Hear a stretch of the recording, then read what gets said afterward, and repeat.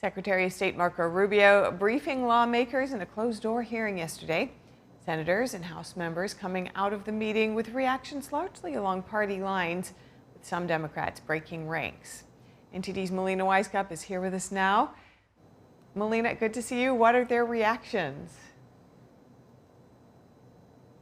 Hi, good morning, Steph. So the goal with this closed-door briefing was ultimately to reassure lawmakers of the administration's objectives with the initial strikes on Iran. Administration officials have repeatedly said that the goal was aimed at wiping out Tehran's missiles and other military capabilities. While Republicans largely reiterated support for the administration's operation last night, many Democrats left that closed-door briefing with complaints, mainly about what they called a lack of planning and a lack of congressional approval. Here's both sides.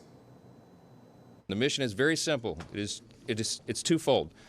We take out their ability to launch ballistic missiles and to produce ballistic missiles, and we downgrade their Navy. That's it. That's what we're doing. It's short in scope. It does not violate the law in any way. And everybody knows there's not prosperity or peace in the Middle East if Iran has a nuclear weapon. I am truly worried about mission creep. When there's no set plan, when you can't hear day after day, we're going to do this, this, this, and this, and these are the reasons why. You end up with an endless war. You end up with mission creep. You end up with all kinds of problems.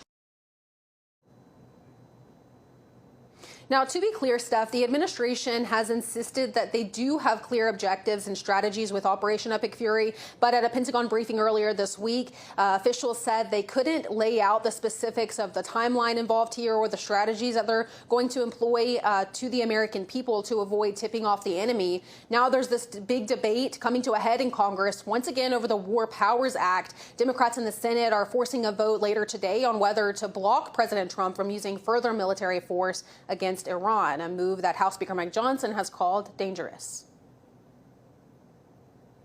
The idea that a few colleagues here would try to move a war powers motion and resolution to the floor right now is dangerous.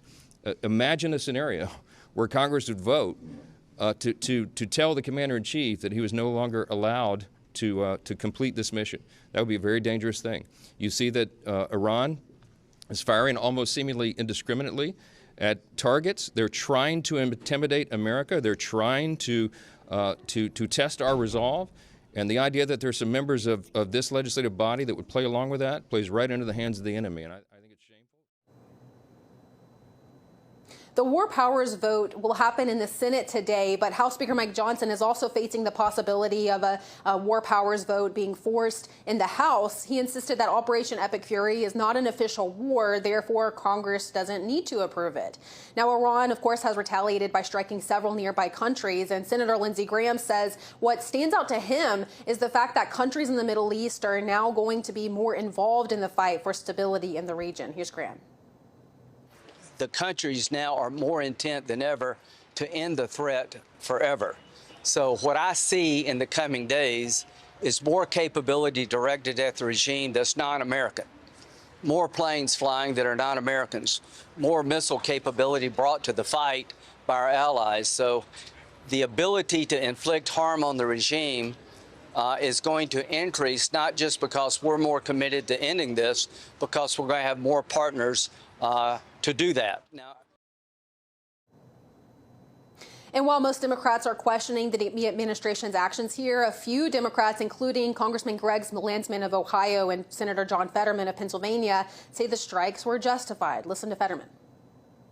But it's like, yes, I'm the only Democrat because I'm not afraid of my base to just say, you know what, this was overall a good thing. You don't have to agree on everything. So I'm going to be honest. So, like, why can't you just acknowledge that one of the most evil people on the face of the earth was erased? That's a good thing. Remember, administration officials have repeatedly said the goal was not regime change here, but the president and his administration is now encouraging the people of Iran to seize the day to establish a new government. Steph? All right. Thanks for the update. NTD congressional correspondent Melina Weiskup.